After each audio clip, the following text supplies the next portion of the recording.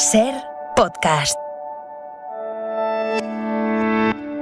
Son tiempos de confusión y cambio mientras las nuevas generaciones demuestran estar más concienciadas con la diversidad y la igualdad. Los discursos reaccionarios y de odio siguen calando en otros jóvenes. La edad de la ira retrata la homofobia, el acoso escolar, el poliamor y la violencia machista a través de la mirada de los adolescentes. Con Nando López, autor de esta historia, con el actor Eloy Azorín, el profesor en la ficción, charlamos sobre todos estos temas de la nueva serie de A3 Player. El cine en la Ser con Pepa Blanes.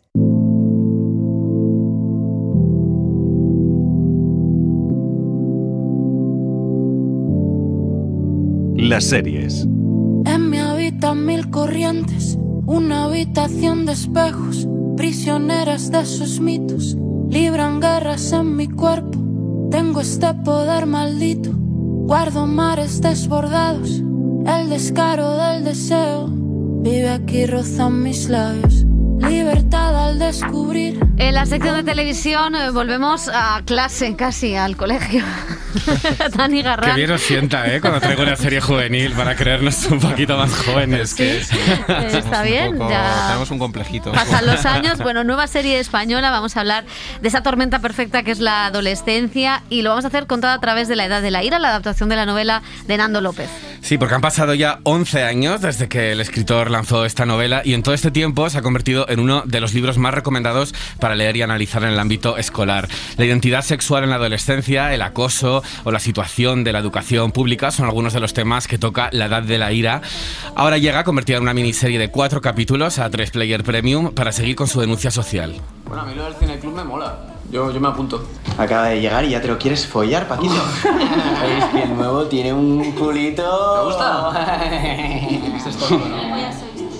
Habéis terminado ya con las bromitas homófobas. Entonces todo lo que se dice de vuestra generación, que sois abiertos y tolerantes, es mentira. Yo soy gay y cuando estabais sentado me comí todo tipo de bromas y comentarios que me hicieron la vida imposible. Así que no voy a permitir que se repitan. La serie, escrita por Juanma Ruiz de Córdoba y Lucía Carballal, comienza con un adolescente matando a su padre y a partir de entonces, mientras se resuelve el caso, vamos conociendo todos los puntos de vista, circunstancias de cada personaje y sus personalidades. Manu Ríos, Amaya Verasturi, Daniel Ibáñez y Carlos Alcaide son los 4 jóvenes que dan vida a esta nueva generación de adolescentes más comprometidos y concienciados. Con ellos hablamos sobre los grandes temas de la serie, la homofobia, el acoso y la educación en nuestro país. Personalmente siento como una responsabilidad de comunicar los problemas, de darles visibilidad y creo que es una responsabilidad de todos y que animo a todo el mundo a que se eduque, se informe y hable y cuente. Yo creo que es muy importante que tengan algo a donde agarrarse y como algo que sea como una referencia para ellos. Sí, yo creo que ha habido un gran trabajo por parte de la sociedad de mejora, por supuesto, porque eso hace 50 años pues no era así. Entonces hay una gran mejora, pero esto no significa que esté todo hecho, por supuesto que no. Es que hay que aprovechar este impulso que hemos tomado y este cambio que es grande, pero no es suficiente. Ayudarte a liberar una parte de ti mismo que muchas veces la sociedad se encarga de encorsetar, y esto por supuesto que sucede hoy en día en las aulas, mucho menos que antes, gracias a toda la fuerza social, evidentemente, a gente como Nando, ¿no? Que también se ha encargado de darle voz a este movimiento que sin duda es imparable y que por mucho que un sector de la sociedad se niegue, pues es que va a tirar con muchísima fuerza porque está ahí, ¿no? Y ya es imparable. Y creo que la serie no hace más que seguir una corriente para mí fundamental y necesaria. Es un problema muy serio porque la adolescencia es la creación de tu identidad. Tú cómo te configuras con el mundo adulto, entiendes ya más cosas, te entiendes a ti mismo, pero para eso necesitas una sociedad que te arrope, que te anime y no que te mengue. Sociedad, hablo también de la estructura familiar, del sistema educativo, muy importante también. Pues escuchábamos opiniones muy interesantes de estos jóvenes, pero también queremos escuchar a los mayores de la serie. Hemos invitado a hablar con nosotros a Nando López, el autor de la novela. ¿Qué tal? ¿Cómo estás? Muy bien, lo de mayores ha dolido un poquito. Ha dolido ya. Pero te lo cojo con cariño. Pues ahora verás cuando llegue Eloy Azorín, ¿qué tal? Protagonista de la serie, el mayor. El mayor, y además el mayor de los que estamos aquí, casi. Bueno, no te creas. No, que vosotros estáis hablando y sois unos niñatos. ¿Cuántos tenéis? Bueno, los niñatos tampoco, 30 y pico. Pero no llegáis a 40. 40? Ni de- No llegamos a 40. Pero no hace falta tampoco indagar mucho en este tema, Pues ¿no? Eloy Azorín, Hablar de... Pero no somos generación Otros temas. Z, ¿eh? Vale. ¿qué tal sienta? Yo bien, además acabo de cumplir 45 años y lo llevo bastante bien. Muy bien. Dice muy bien. Sí. Bueno, pues gracias a los dos por venir. Vamos a empezar porque, claro, Nando fue profesor de secundaria durante una década, ahora lo interpretas tú, Sí. uno se interpreta al otro. Claro, habláis escuchábamos esa falta de recursos en las aulas, la situación de la educación, los discursos del odio, el surgimiento de la extrema derecha que también ha calado en los jóvenes, ¿no? ¿Cómo es la responsabilidad de educar? ¿Es justa esa responsabilidad tan grande? Bueno, es una responsabilidad que debemos asumir que forma parte de toda la sociedad. Yo escribí La Edad de la Ira en su momento precisamente para decir que la educación no puede recaer solo en las aulas, debe recaer en las familias, en los medios de comunicación, en la propia cultura. Por eso escribí una novela, por eso esa novela luego fue obra de teatro y ahora también es una serie. También la cultura educa, ¿no? Y en este momento el que llegue esta serie resulta aún más pertinente porque todo lo que se denuncia en la novela sobre todo se centra en la violencia machista, la violencia homófoba y la violencia racista, que confluyen en la trama. Son tres violencias que ahora mismo tienen un repunte brutal por lo que tú misma decías, porque tenemos ese repunte de la extrema derecha, tenemos partidos que lo legitiman. Entonces, en las aulas se está tratando de hacer una labor pro inclusión, pro diversidad, pro visibilidad, que muchas veces se ve mermada por ese discurso violento que llega desde fuera, ¿no? Y eso lo retratamos además en escenas muy concretas que tienen base real y algo terrible y que a la vez hace que sea aún más pertinente verla. Ojalá mucha gente se anime a verla y a leer o a releer la novela. Es que muchas situaciones que hemos contado, tanto en la novela como en la serie, están ocurriendo ahora mismo, tales como la agresión a este profesor LGTBI que ocurrió hace 2 semanas, ¿no? O sea, que eso está pasando y tenemos que reaccionar desde la cultura y desde las aulas. Y para ti, Eloy, meterte en la piel de un profesor, de Nando, también es un poco sentir esa responsabilidad. Estoy pensando en tu pregunta. Sí, bueno, yo tengo una parte que solo se reduce a la parte del colegio. Fueron 10 días de trabajo y gracias a que nos encontramos Nando y yo como una semana antes o 2 semanas antes de rodaje, pudimos retocar un poco la manera en la que yo me dirigía a los alumnos y cómo me relacionaba con ellos, y eso me lo hizo bastante más fácil. Entonces la responsabilidad había en que ser un personaje que ha pasado por eso, que tiene mucho cuidado. Cuando te escucho a ti y veo que tu cerebro hace unas conexiones maravillosas y eres capaz de explicar con una cadencia, digo, qué maravilla. Ya te lo dije en una ocasión, pero cuando te escucho es que me fascina. Son recursos de profe. Pero me fascina cómo llegas a todos los sitios, siéndolo. mientras que yo voy caminando y voy encontrando lo que quiero decir. Sumamos bien. Bueno, sí, había esa responsabilidad, dado que este profesor tiene que dar de alguna manera ejemplo, tiene que ser muy preciso con las palabras y decir exactamente lo que quiere decir y no otra cosa. Y para eso Nando es, esto que acabo de decir, ¿no? Que además estamos en un momento en el que a veces no decimos lo que queremos decir, no somos precisos y empleamos palabras o latiguillos que tenemos mecanizados y que creo que hay que reeducarlo o reiniciarlo, no sé cómo sería la expresión. ¿Y cómo fue ese intercambio entre los dos? Porque Nando tiene mucho feedback de las aulas, de los profesores, ¿no? Y a lo mejor en tu caso es un mundo más ajeno, como entrar a ese personaje a través de la historia, del libro, de las propias experiencias que te contaba Nando. Hablabas ahora del lenguaje. ¿Qué otras situaciones te puso en contexto Nando? Bueno, me acuerdo que el personaje en la primera escena que hemos escuchado dice... Hay un momento que cuando ocurre lo de las bromas homófobas, él dice, yo soy homosexual. Me acuerdo que Nando me dijo, eso es una palabra patologizante. ¿Qué es eso? ¿Qué es eso? ¿Qué es eso? No, se me había pasado por decir, no entendía, y lo cambiamos por la palabra gay, que resultaba más cercano y se entendía mejor.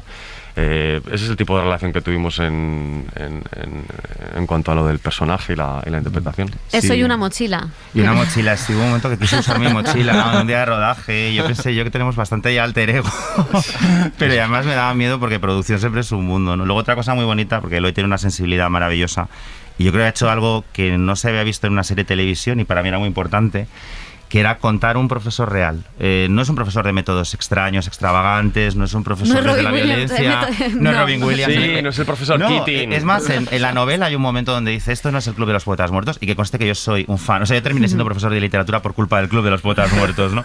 Pero yo quería ver un profesor que ama la literatura, que ama a su alumnado y que tiene autoridad en el aula desde la empatía y el cariño. Así es como se trabaja en las aulas en este país, en la mayoría. Por supuesto que hay gente que lo hace mejor o peor, pero me parecía muy bonito que esta serie era la ocasión para hacer un homenaje a la enseñanza con un profesor que, por supuesto, tiene tolerancia cero ante la homofobia, ante el machismo, ante la violencia, pero a la vez educa desde el cariño y desde la empatía, ¿no? Y creo que eso no se había contado y yo estoy como felicísimo de que sea él hoy, porque desde el primer momento lo que quería era contarlo bien, contarlo de verdad. Ha habido un respeto máximo por la verdad, ¿no? De parte de todo el equipo, de la dirección, del guión de Lucía y de Juanma.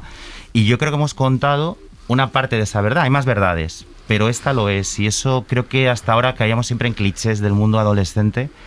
Y aquí no, y para eso el mundo adulto tiene que ser igual de sincero, ¿no? Sí, eso es clave, lo que dice de que este personaje no se enfrenta al alumnado, y eso es, normalmente ahora con los jóvenes se busca, y tenemos las referencias de programas como Hermano Mayor, donde la violencia y enfrentarse a ellos desde lo frontal no es la solución. Y este personaje, otra de las clases que me dio el director que me encantó, que hay un momento en el que estos empiezan a hacer bromas homófobas con uno de los alumnos y por guión ponía, mete un manotazo y les dice, bueno, ya está bien de bromas homófobas.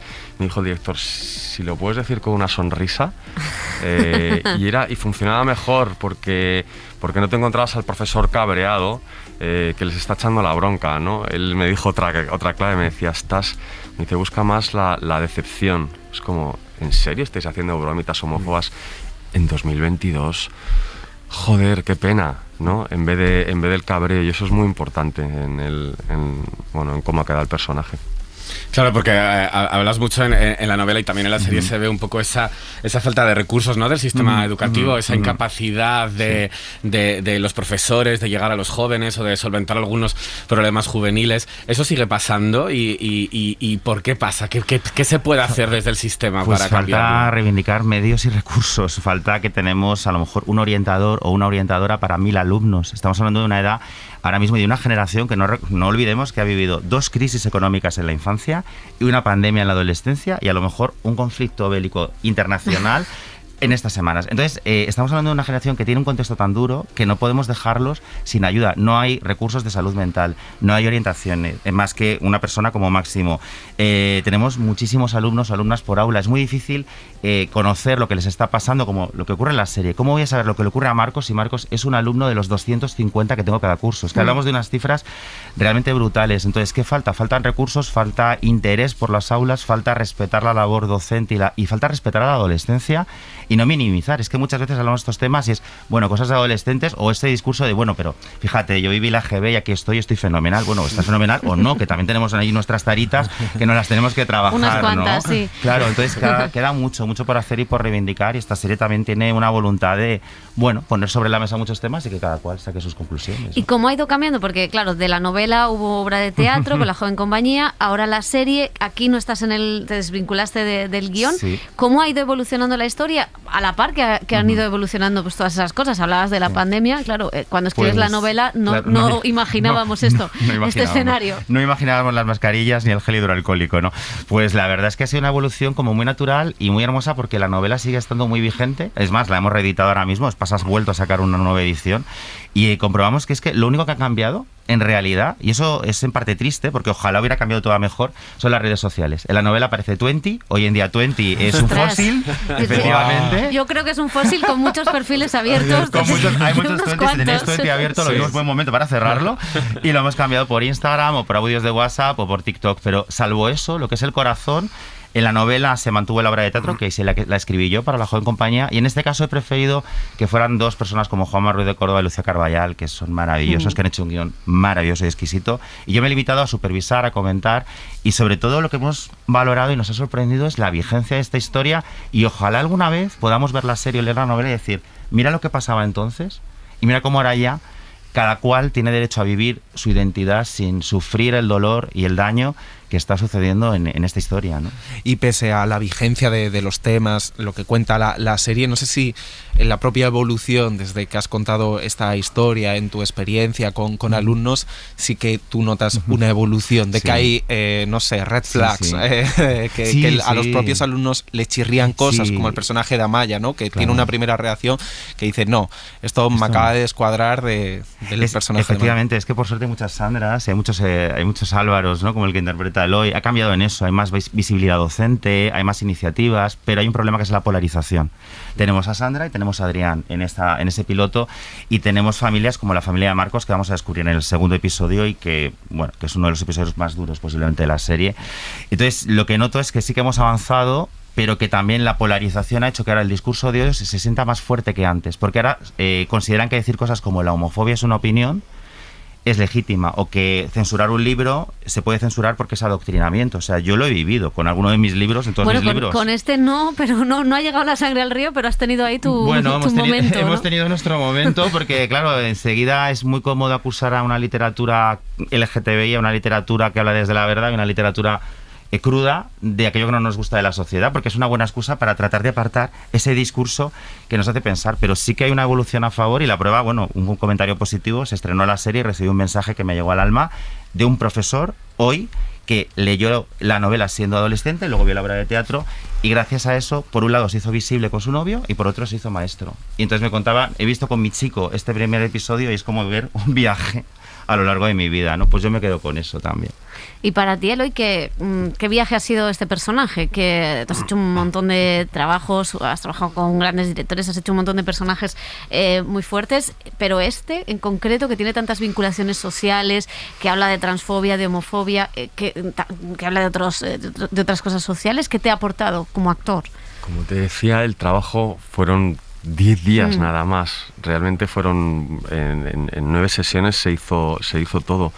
Y a veces eso hace que pase todo muy rápido y yo no tenga ni conciencia ni todavía perspectiva de lo que ha supuesto o va a suponer este personaje. Se acaba de estrenar, como te decía, lo mejor es la interacción que he tenido con Ando, con los guionistas, con Lucía Carballal, que también es muy, muy amiga, y sobre todo, como decía, el día que lo pasamos en las aulas, en el Ramiro de Maeztu, el clic que me ha hecho de ver, por un lado, a los jóvenes, a los adolescentes, de ponerme en el papel de un profesor gay, y no, con un par de amigas mías lesbianas que tengo, me contaban que no sé en dónde estaban, en qué país estaban, y se dieron de la mano y se besaron.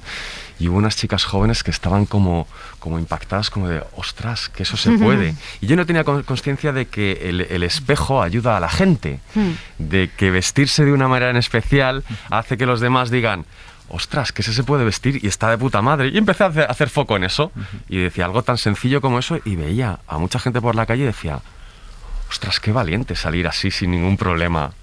Me parecía la leche, y me parecía que la gente se podía apoyar. Entonces una serie como esta te da como una esperanza y una, bueno, aparte de lo que decía Nando de una vía de diálogo, pero una esperanza para mí. Sobre todo me quedo con un no estás solo, no estás sola, todo el rato. O sea, te pase lo que te pase, es como aquí se te tiende una manita de no estás solo, no estás sola. Para mí es con lo que me quedo. ¿Y de tu yo adolescente? Porque la serie está dirigida a un público más juvenil o adolescente, pero al final cualquiera que la vea puede confrontar cómo operó durante esos años en los que muchas veces también no eres consciente de cómo vas desplazando las propias relaciones de poder, porque es un cúmulo de relaciones de poder el instituto. Claro.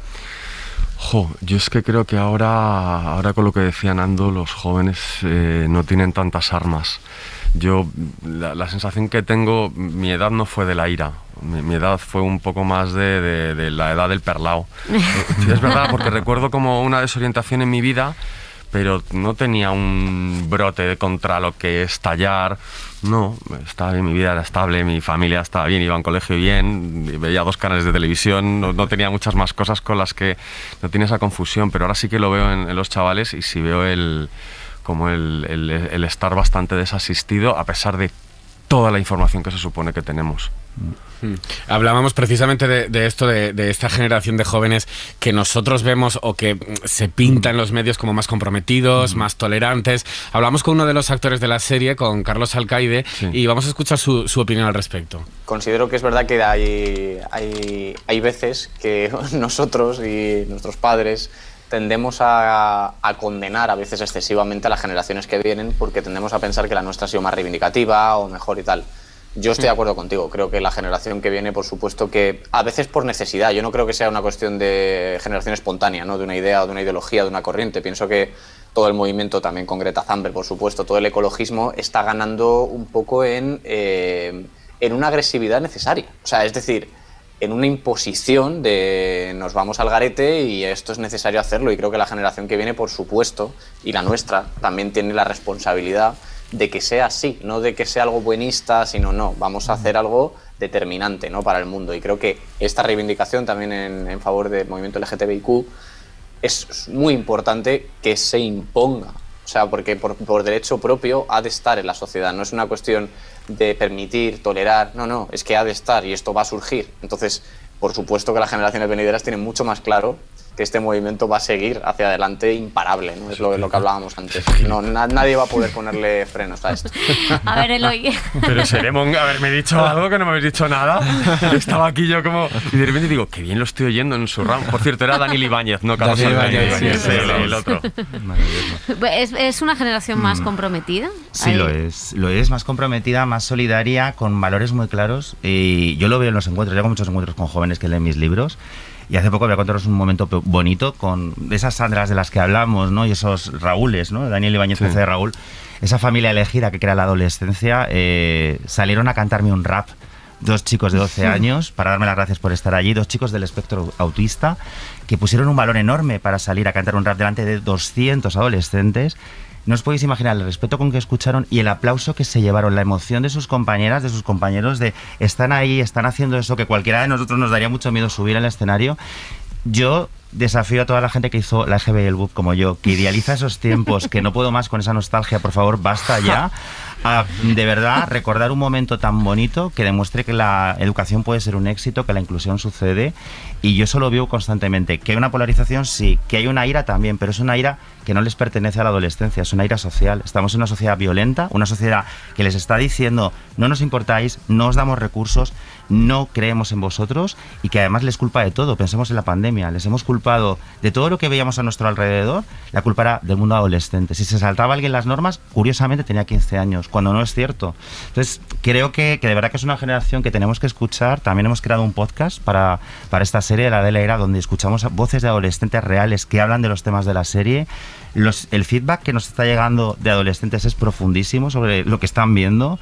Entonces, ojalá también La de la Ira sirva para que el mundo adulto se siente a verla, no solo porque hemos sido adolescentes, sino porque yo creo que nos puede ayudar a quitarnos, ¿no?, que es lo bueno del cine, de la televisión, de la literatura, que nos ayuda a quitarnos prejuicios y a entendernos y a crear un diálogo intergeneracional que ahora mismo no estamos teniendo.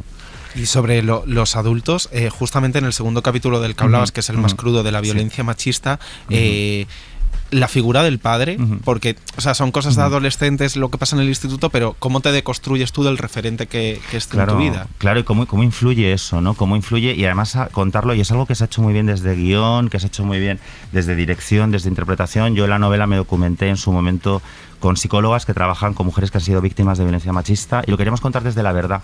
Ese horror cotidiano, esa pesadilla cotidiana, cómo te destruye, cómo destruye tu familia esa violencia vicaria y cómo eso te crea miedos. Yo entrevisté a un chico que había vivido esa violencia machista, y una de sus frases que tengo grabada cuando yo estaba escribiendo este libro fue: es que yo tengo miedo alguna vez a ser mi padre, y eso me impide relacionarme con mi entorno, ¿no? Y creo que de verdad que es importante que hablemos de estos temas y que los contemos, no desde el morbo, no desde la búsqueda del sensacionalismo, sino desde la crudeza, la realidad, porque es que las cifras que tenemos ahora mismo de violencia machista, la cantidad de casas que son como la casa de Marcos en este país, es simplemente indignante, y sigue estando y sigue ocurriendo, y seguimos mirando para otro lado. Y también queríamos hablar que es lo que le pasa un poco al personaje de Álvaro, de qué ocurre desde las aulas, cómo podemos intervenir ahí cuando estás viendo eso y muchas veces no puedes ayudar. Ojalá, por eso insisto en que esta serie y esta novela nacieron, y esta obra de teatro cuando lo fue, nacieron para crear este diálogo y de verdad para poner sobre la mesa cosas que son incómodas. Nos gusta más pensar que eso no ocurre. Pero es que sigue ocurriendo.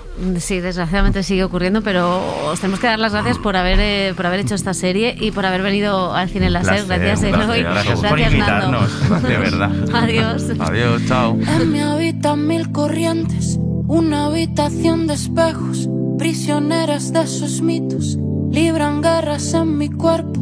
Tengo este poder maldito, guardo mares desbordados, el descaro del deseo vive aquí, roza mis labios. Libertad al descubrir por mí misma mis pecados. Muros vienen hacia mí, símbolos de mi pasado. Déjame perderme aún y que pasen muchos años. Esta edad hace de mí un secreto y sus peldaños. Si te miro a los ojos, si comprendo el silencio, si me lo has dado todo, abandono mis miedos. Si lo extraño nos une, si lo propio es misterio, si la ira es efecto, sucumbo a lo que siento. Tanta vida, tanta vida, tanta vida, tanta vida, tanta vida, tanta vida, tanta vida, tanta vida, tanta vida, tanta vida, tanta vida. Nunca me rindo ante el viaje de volver a aprender todo. ¿De qué vale un yo soy así? No he llegado aún hasta el fondo. Y si el mundo está enfadado, yo rebato sus motivos. La que tenga que aportar dará lo que no ha tenido. Las lecciones en mi oído no resuenan como antes. Pongo el punto en cada frase, el que quiera que se lance. Ahora ya no siento frío, ya no quiero ser distante. Distingo que es importante claridad a cada instante. Si te miro a los ojos, si comprendo el silencio, si me lo has dado todo, abandono mis miedos. Si lo extraño nos une, si lo propio es misterio, si la ira es efecto, sucumbo a lo que siento. Suscríbete al Cine en la SER. Escúchanos en directo en la SER los sábados a las 7:30 de la mañana y los domingos a las 3 de la madrugada. Cadena SER. La radio.